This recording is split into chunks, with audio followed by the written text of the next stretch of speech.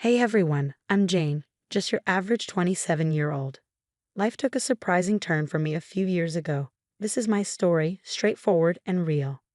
It all began when I changed jobs and became an accountant at a new company. That's where I met Mark. He was the sales guy, confident, charming, with a smile that could sell anything. Our first encounter was in the break room over the office's finicky coffee machine. "Hey, you're the new accountant, right?" Mark said, leaning casually against the door frame with a smirk. "Guilty as charged. I'm Jane." "And you are?" I replied, trying to act cool but secretly curious. "I'm Mark, head of sales and the unofficial coffee machine expert," he said with a wink. We both laughed, and from that moment, we hit it off. Fast forward 2 years, and Mark planned the most romantic proposal. A weekend getaway to the beach, dinner at sunset, and then he got down on one knee. It was like a scene from a movie. I said yes without hesitation. Our wedding was simply beautiful and filled with love. Time flew by quickly after our wedding. We began our married life in my grandpa's old house, a charming place full of history that I've always adored. A few weeks into settling down, Mark brought up a big idea. "Babe, have you ever considered taking a break from work? Being a housewife for a while?" Mark suggested one evening, his eyes hopeful. I was surprised. A housewife? "But Mark, I've always been passionate about my career," I replied, trying to hide my confusion. "I understand, Jane, but work has been going well for me. We can afford it. Imagine no more stress, just focusing on us, maybe starting a family soon," he said, reaching for my hand.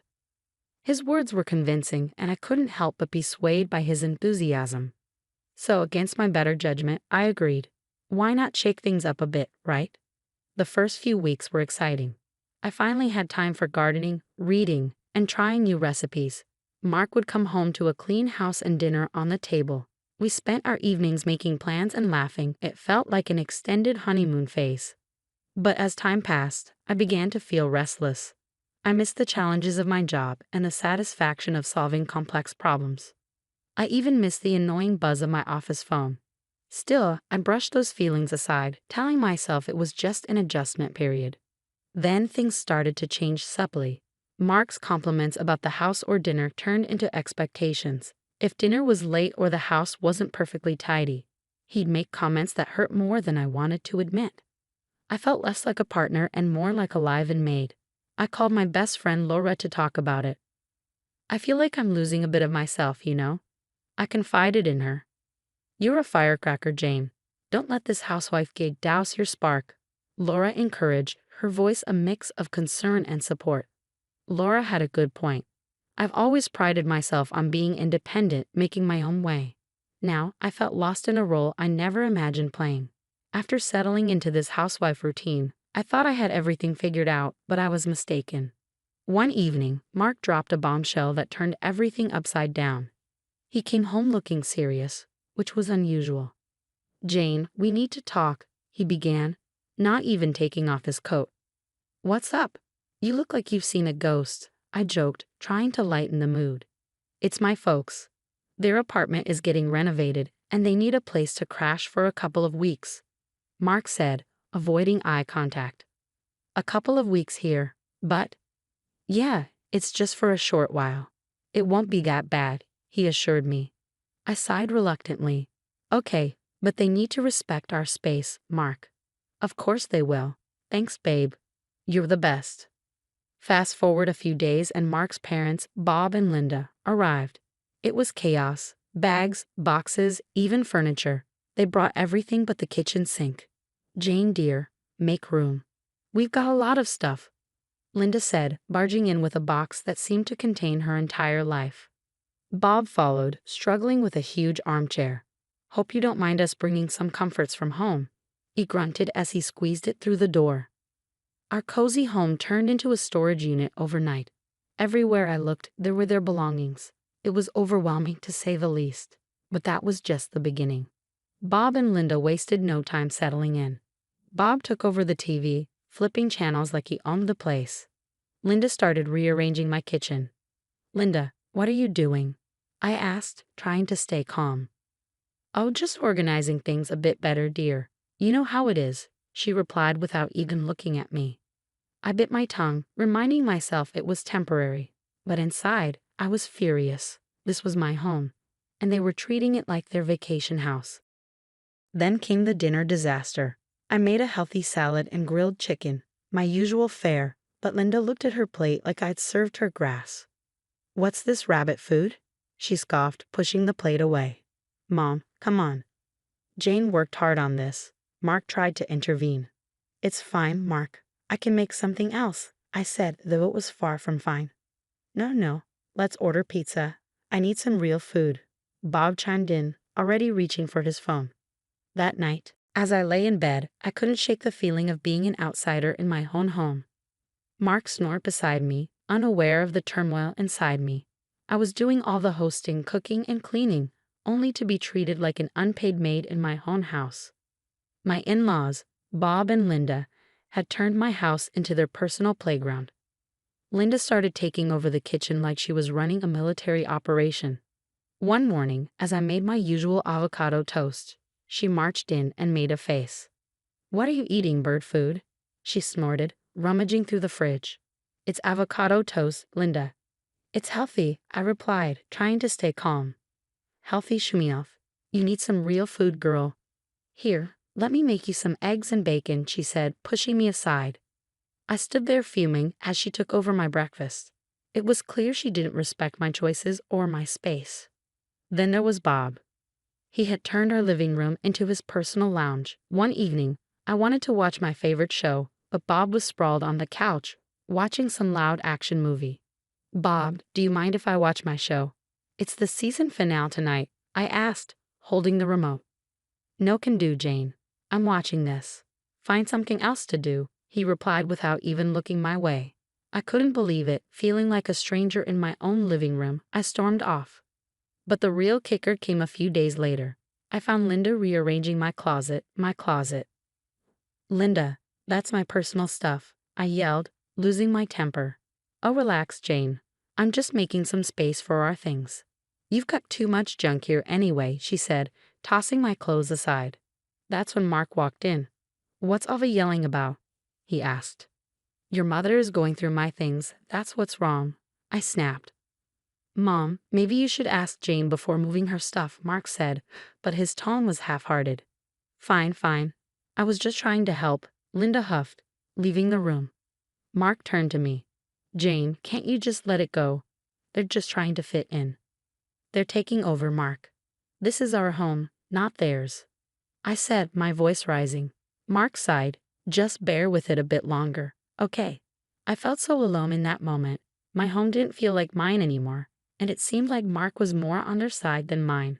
The situation in my house was already pretty tense, but what happened next really pushed me over the edge. One day, I noticed my bank card was missing. Panic mode kicked in. I tore the house apart looking for it, only to find it in the most unexpected place. Linda's purse. I confronted her immediately. "Linda, why do you have my bank card?" She just shrugged.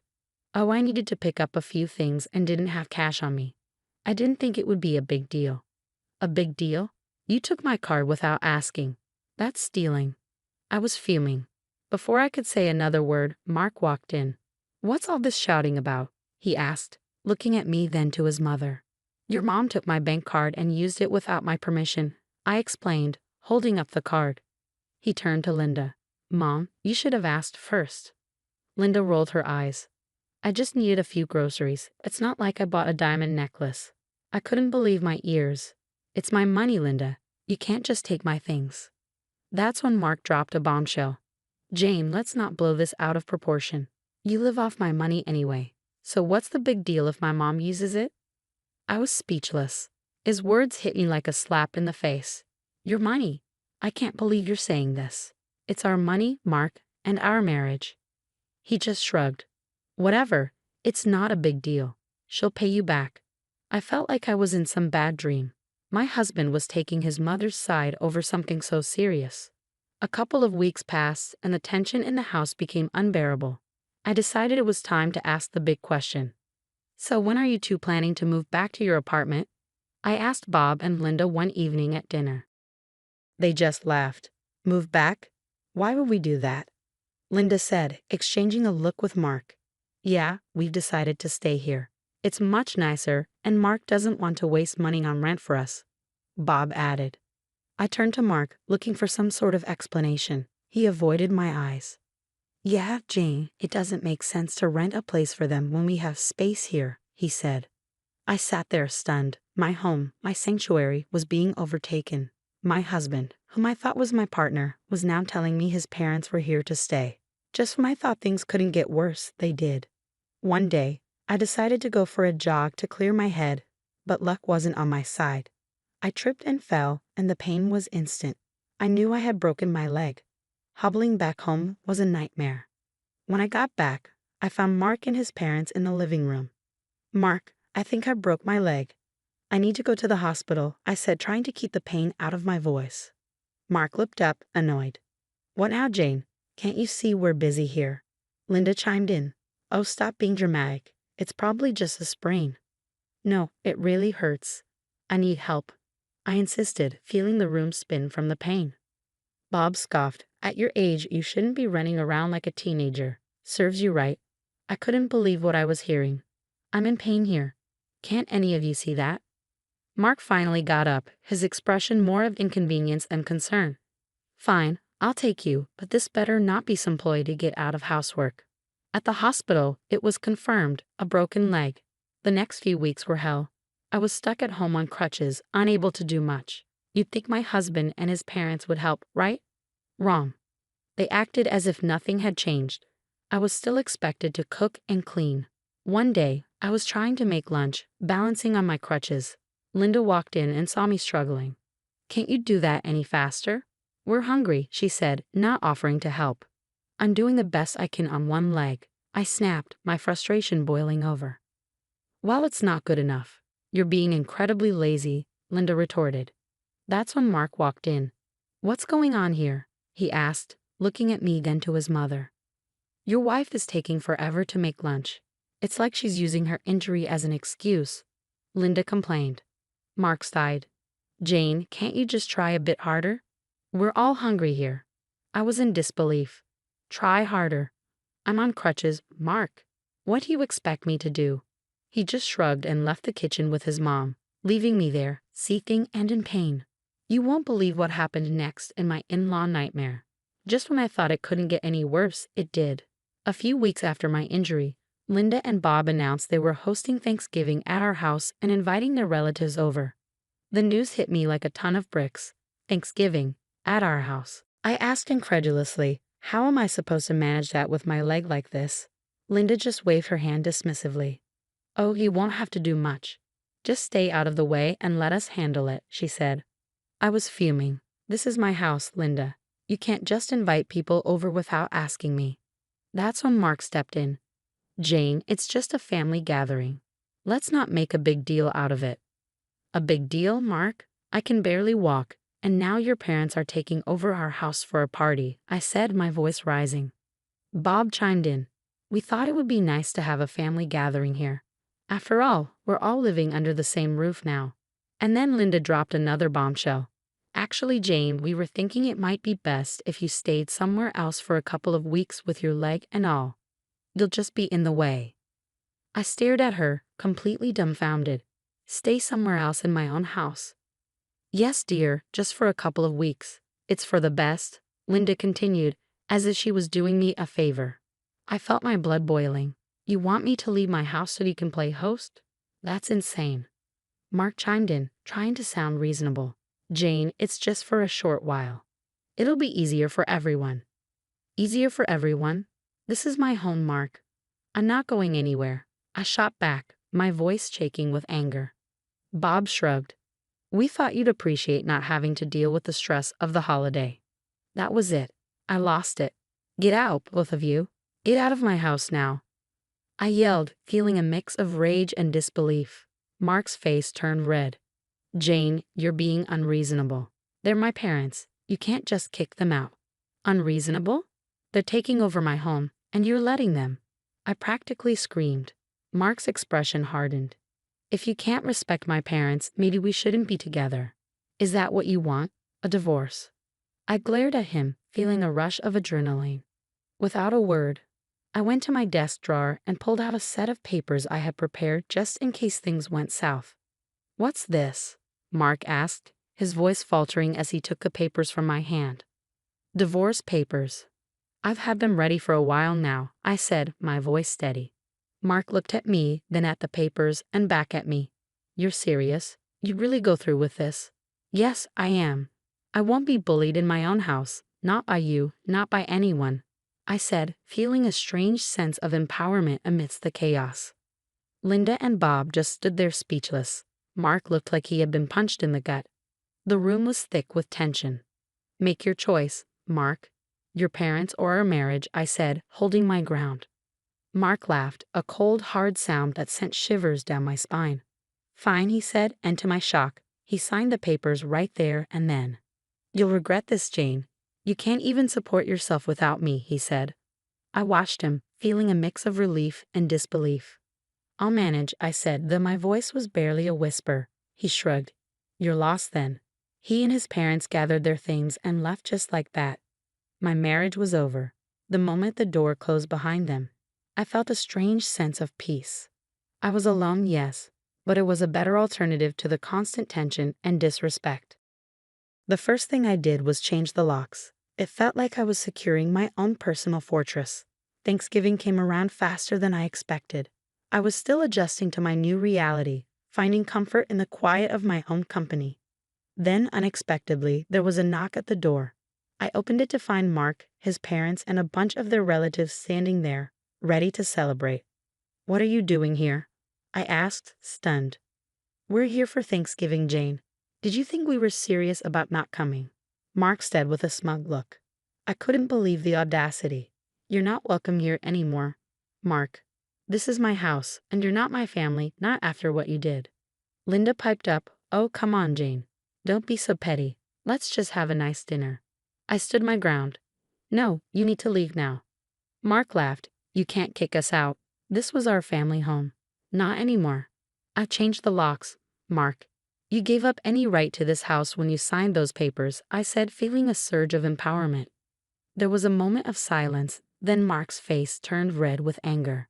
"Fine, have it your way," he said, and they all turned and left. After the Thanksgiving showdown, I started to rebuild my life. And let me tell you, it wasn't easy. But it was mine. A few weeks after Mark and his family left for good, I was sitting in my quiet, peaceful living room when my best friend Laura dropped by. "Hey Jane, how are you holding up?" Laura asked as she walked in, her eyes scanning the room. "Better than I expected, actually," I replied, offering her a smile. Laura sat down, looking at me closely. "You seem different, stronger somehow." I chuckled. "Yeah, I guess getting rid of dead weight does that to you." We both laughed, and in that moment, I felt lighter than I had in months. "But seriously, what's next for you, Jane?" Laura asked, her tone shifting to something more serious. I took a deep breath. "I'm going back to work. I've already started looking for accounting jobs. I'm not going to lie, it's a bit scary, but it's time to get back on my feet." Laura nodded. "That's the spirit. You were always the smartest one at the office. They'll be lucky to have you back." Her words meant a lot and gave me the boost I needed. I was ready to face the world again on my own terms. The next few weeks were a whirlwind of job interviews and getting my life back on track. I landed a great position at a local firm, and for the first time in a long while, I was excited about the future. My home was mine again. My life was mine again. I had faced the worst and come out stronger.